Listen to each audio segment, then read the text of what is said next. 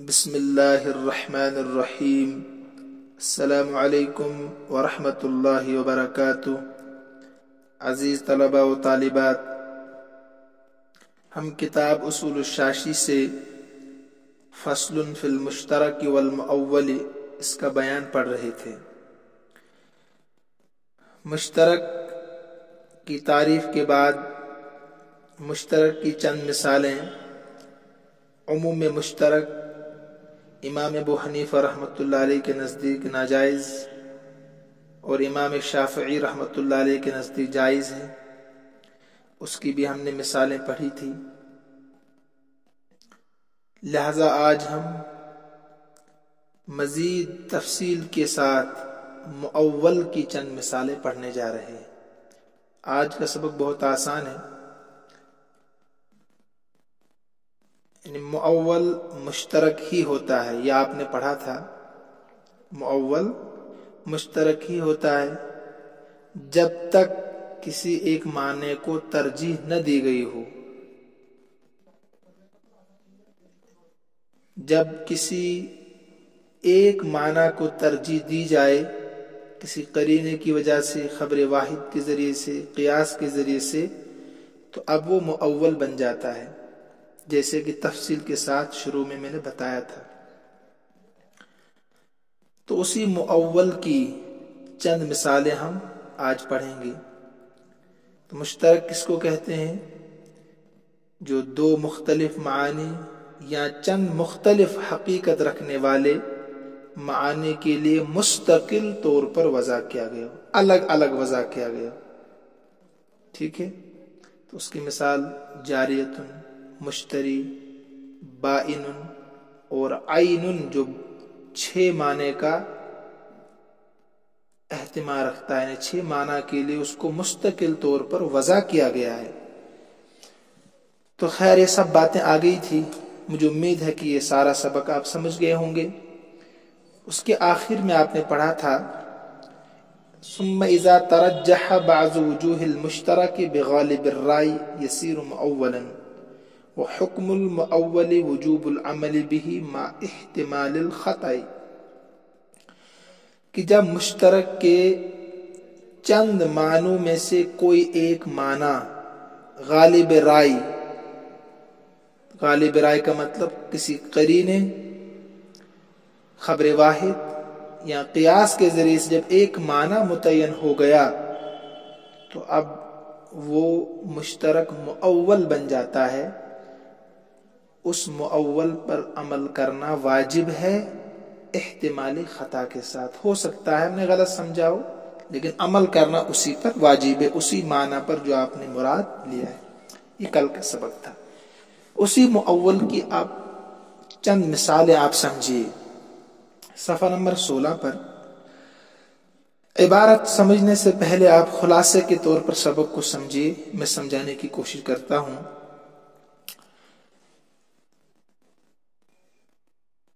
یہاں مصنف رحمۃ اللہ علیہ احکام شرعیہ کے اندر مؤول کی 2 مثالیں پیش کر رہے ہیں۔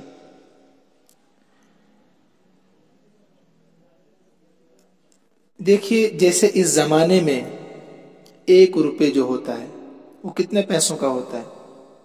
100 پیسے۔ 1 روپے میں 100 پیسے ہوتے ہیں۔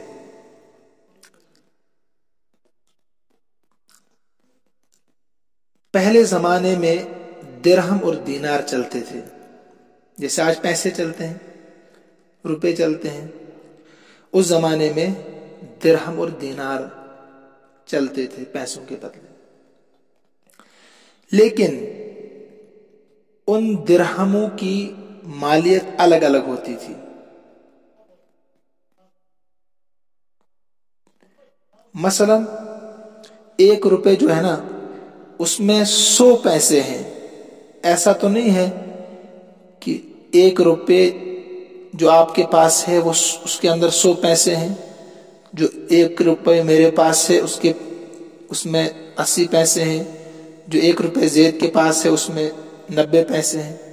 بالکل نہیں، بلکہ جو روپے آپ کے پاس ہے، جو زید کے پاس ہے، جو بکر کے پاس ہے، जितने लोगों के पास भी 1 रुपए का सिक्का होगा उस सिक्के में 100 पैसे ही है। ठीक है, मगर पहले जमाने में ऐसा नहीं होता था। मसलन अगर मेरे पास 2 दिरहम है, अलग अलग 2 दिरहम, तो ये मुमकिन है कि एक दिरहम में 12 आने हों, दूसरे दिरहम में 16 आने हों और तीसरे दिरहम में 20 आने हों। मालियत अलग अलग है। जैसे 1 रुपए की मालियत बराबर है इस जमाने में, उस जमाने में 1 दिरहम की मालियत बराबर नहीं होती थी। समझे आप? तो दिरहम चांदी का और दीनार सोने का होता था, तो मालियत अलग अलग होती थी दिरहमों की। अब मसलन मैं दुकानदार के पास गया, मैंने एक किताब खरीदी, मैंने उससे कहा इश्तरैतु हाज़ल किताब बिखम्सति दराहिमा, मैं ये किताब 5 दिरहम की खरीद चुका हूं। तो मुश्तरी ने कहा ठीक। अब जो मैंने 5 दिरहम का तज़किरा किया, तो कौन से दिरहम में दूंगा? जैसे मैंने कहा कि दिरहम की मालियत अलग अलग होती थी, आज की तरह नहीं कि 1 रुपए में 100 पैसे हैं। तो अब ये जो 5 दिरहम है, क्या ये 16 आने के दिरहम है, यानी 1 दिरहम 16 आने वाला है, या 1 दिरहम 12 आने का है, या 1 दिरहम 20 आने का है? अब ये दराहिम जो लफ्ज यहां है, ये क्या हो गया? ये मुश्तरक हो गया, है ना? ये 12 आने में भी मुश्तरक हो गया और 16 आने में मुश्तरक हो गया। तो लिहाजा अब कौन से दिरहम में उसको दूंगा? जो 5 दिरहम देने हैं, 12 आने वाले या 16 आने वाले दिरहम? ठीक है, जैसे 100 पैसे ऐसे ही 100 आने, 12 आने, समझे आप? तो लिहाजा ये दराहिम अब मुश्तरक हो गया 12 आने में और 16 आने में। कौन से दराहिम मुझे अदा करने हैं? लिहाजा अब हमें एक माना को किसी करीने के जरिए से या खबर वाहिद क़ियास के जरिए से मुतय्यन करना होगा। ठीक है ना? लिहाजा एक ही माना मुराद लेंगे, मगर किसी करीने की वजह से, खबर वाहिद की वजह से, क़ियास की वजह से। तो साहिब किताब रहमतुल्लाह अलैह फरमाते हैं कि अब जब मैंने किताब खरीदी, हम देखेंगे कि उस वक्त कौन से दिरहम का रिवाज है, चलन है, फैशन है, कि ज्यादा कौन सा चलता है, यानी 16 आने का या 12 आने का। अगर 16 आने का फैशन है, यानी 12 आना भी मौजूद है, मगर चलता कौन सा ज्यादा है? 16 आना। तो साहिब किताब रहमतुल्लाह फरमाते हैं ये करीना है। ये क्या है? ये करीना है। तो इस करीने की वजह से, चलन फैशन की वजह से, मुझे 16 आने वाला दिरहम देना पड़ेगा। तो 5 दिरहम जो होंगे ना, वो 16 आने की एतबार से होंगे, ना हर दिरहम 16 आने वाला होगा। तो लिहाजा करीने की वजह से एक माना मुतय्यन हो गया। कौन सा माना? कि 12 आने का दिरहम नहीं, बल्कि 16 आने का दिरहम देना पड़ेगा। इसी का नाम है मुअव्वल। करीने की वजह से 16 आने वाला मुतय्यन हो गया कि इस वक्त जो रिवाज है, चलन है, वो 16 आने वाले का है। तो लिहाजा अब मुझे 16 आना देना पड़ेगा। 12 दिरहम वाला, 12 आने वाला दिरहम जो है वो ये खत्म होगा, इसका एतबार नहीं होगा। अब एक मिसाल तो ये हो गई। क्यों? मैंने शुरू में आपसे कहा था, मुतलक जब हमने पढ़ा था, मैंने कहा था उस पर निशान लगा दो इबारत पर।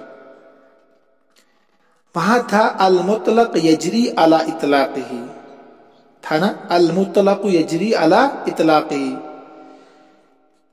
तो मुतलक अपने इतलाक पर जारी रहता है। एक कायदा और याद कीजिए मुतलक के ताल्लुक से ही, इसको नोट कीजिए कापी में। अल मुतलकु इज़ा उतलिक़ युराद बिही अल फर्दुल कामिल। کہ मुतलक जब मुतलक बोला जाए तो उससे फर्द कामिल मुराद लिया जाता है, फर्द कामिल मुराद लिया जाता है। और यहां कीमत, समन को कीमत बोलते हैं, समन का नाम है कीमत, और यहां समन का कामिल फर्द वही सिक्का है जिसका रिवाज और चलन ज्यादा होगा। तो फर्द कामिल कौन होगा? जिसका रिवाज होगा, फैशन होगा, जिसका चलन होगा। तो कायदा याद रखिए, अल मुतलक इज़ा उतलिका युरादु बिही अल फर्दुल कामिल। और मुतलक जो होता है मुतारफ पर ही क्या होता है? महमूल होता है। एक बात तो ये हो गई, लेकिन एक मसला और भी है इसमें। अब जब मैंने वो किताब खरीदी थी, मैंने कहा इश्तरैतु हाज़ा शैअ या इश्तरैतु हाज़ल किताब बिखम्सति दराहिम। अब शहर में ऐसे सिक्के, ऐसे दराहिम चल रहे हैं, यानी फैशन है, जिनकी मालियत तो मुख्तलिफ है, मालियत अलग अलग है, मगर रिवाज सबका बराबर है। मतलब एक दिरहम 12 आने का है, एक दिरहम 16 आने का है, एक दिरहम 20 आने का है। तो मालियत अलग अलग हो गई ना, इन्हें हर एक की मालियत अलग अलग है। 12 आना कम, 16 आना उससे ज्यादा और 20 आना उससे ज्यादा, तो मालियत अलग अलग है, मगर चलते सब है, चलते सब है। मतलब मोबाइल है, फैशन किसी का हो जाता है, ज्यादा चलने वाला मोबाइल कोई होता है, मगर बेचारे वो पुराने मोबाइल भी चलते हैं। चलते हैं कि नहीं? पुराने मोबाइल जो शुरू में आते थे 1100, वो भी चलते हैं, चलने में कोई हर्ज नहीं है। तो इसी तरीके से कीमत तो अलग अलग है, मालियत अलग अलग है, मगर चलते सब है, फैशन सबका है। अब क्या होगा? इस सूरत में ये किताब जो मैंने खरीदी है, ये किताब खरीदना ही फासिद होगा। समझ रहे हैं आप? दराहिम की मालियत अलग अलग जरूर है, मगर फैशन सबका है, चलते सब ही है। अब क्या होगा? अब मसला पैदा हो गया। इमाम अबू हनीफा रहमतुल्लाह अलैह फरमाते हैं ये बे, ये तिजारत, ये लेन देन ही फासिद है, लिहाजा सिरे से दोबारा से मामला करना पड़ेगा, नए तरीके से लेन देन करना होगा। यहां तक एक मसला पूरा हो गया। उसके बाद दूसरा मसला है इस इबारत में आज की, वो क्या है? जो पीछे आप पढ़कर आए हैं, खास में भी आपने पढ़ा उसको, और उसके बाद मुश्तरक में भी आपने उसको पढ़ा,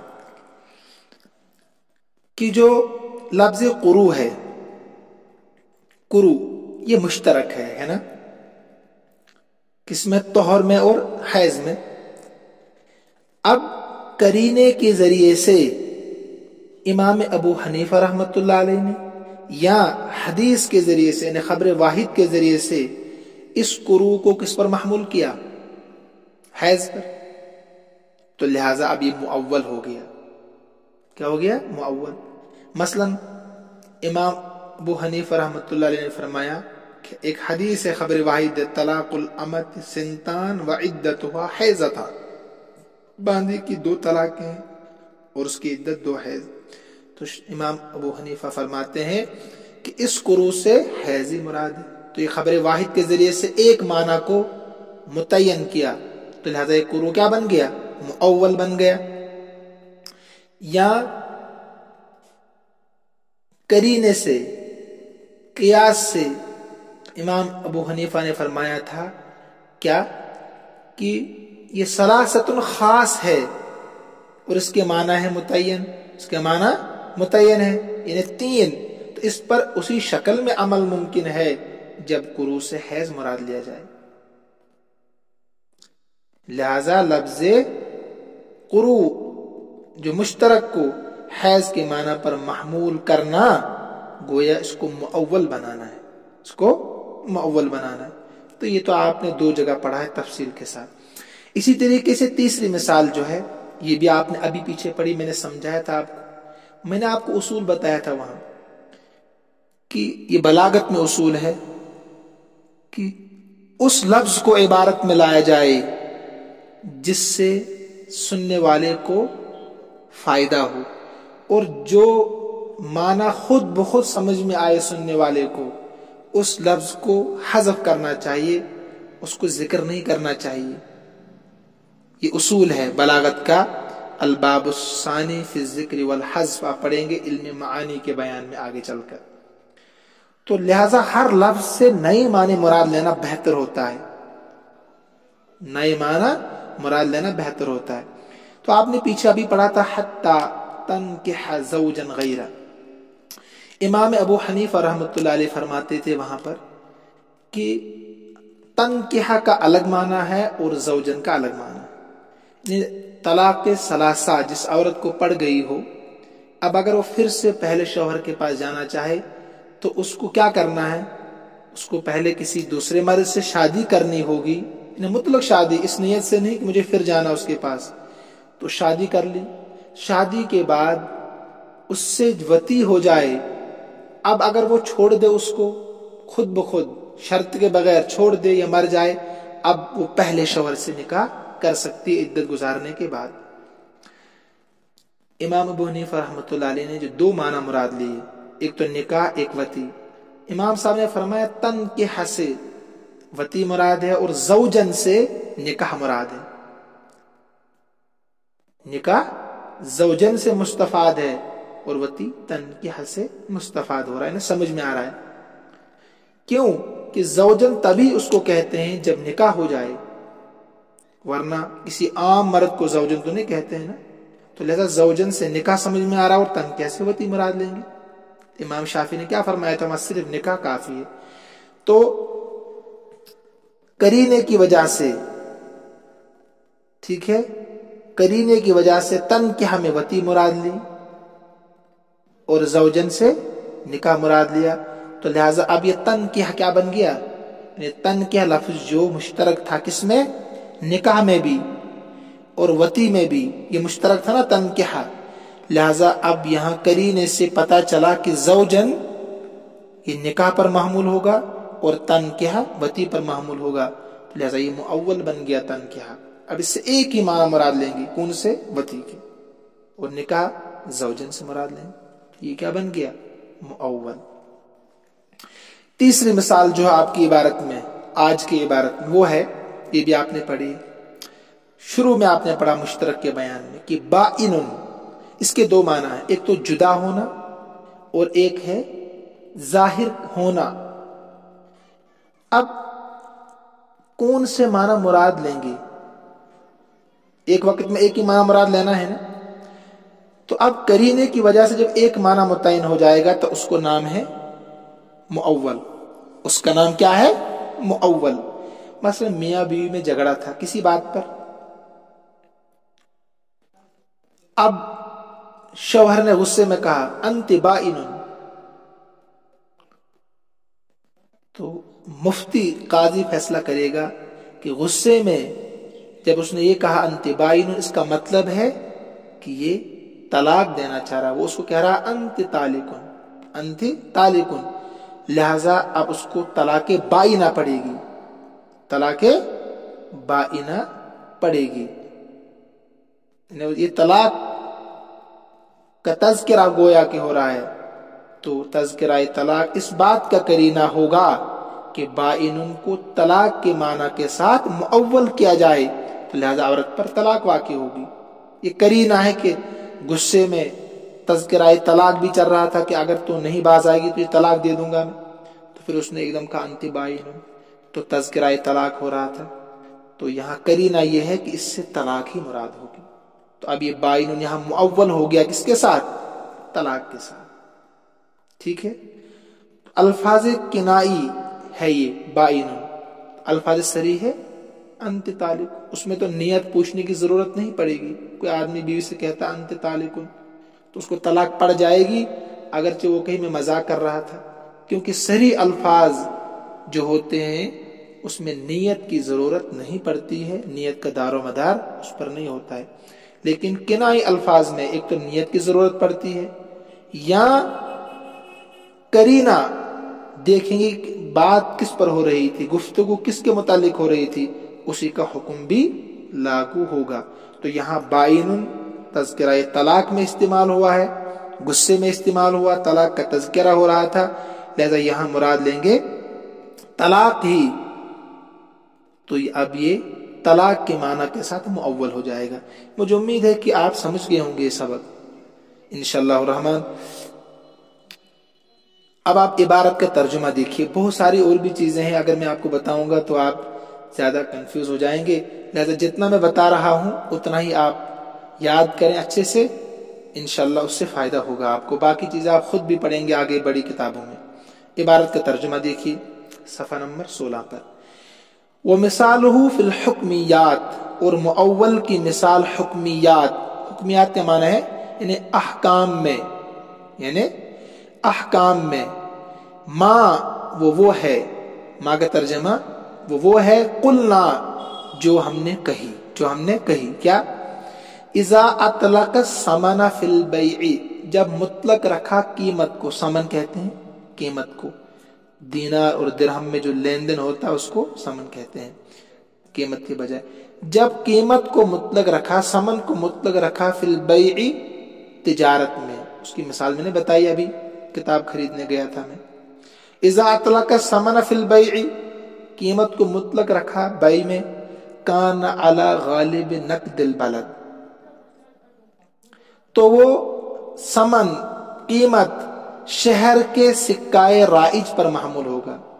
غالب نقد البلد کا مطلب ہے، غالب نقد البلد شہر کے سکائے رائج پر محمول ہوگا۔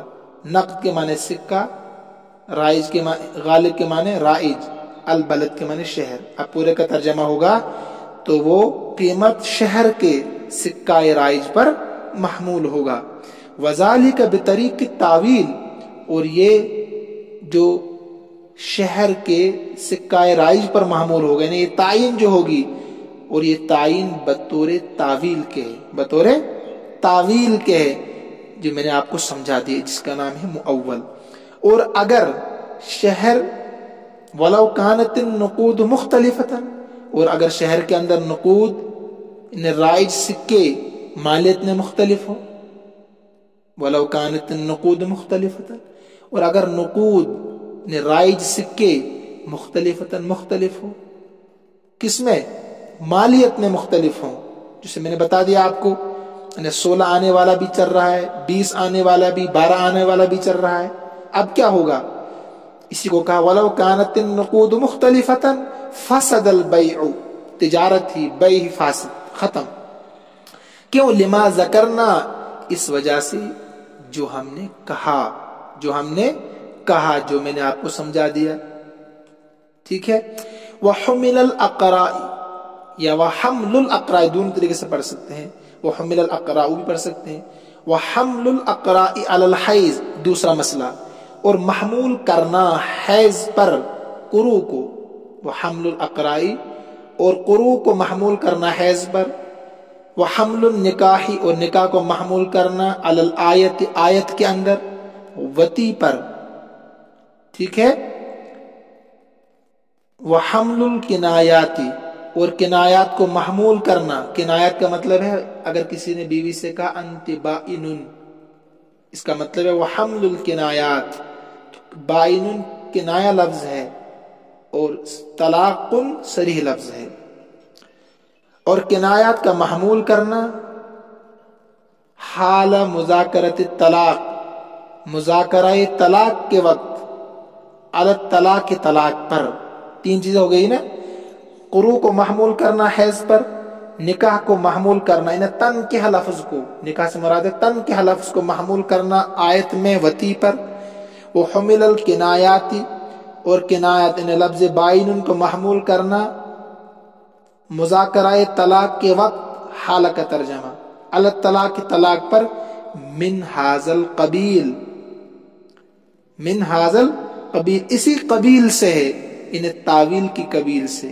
انہیں مؤول بنانے کی قبیل سے ہے۔ یہ سب چیزیں آپ کی پڑھی ہوئی تھی، ان 4-5 مثالوں میں اور مزید وضاحت آپ کے سامنے آ گئی ہے۔ تو مجھے امید ہے کہ آپ سبق سمجھ گئے ہوں گے۔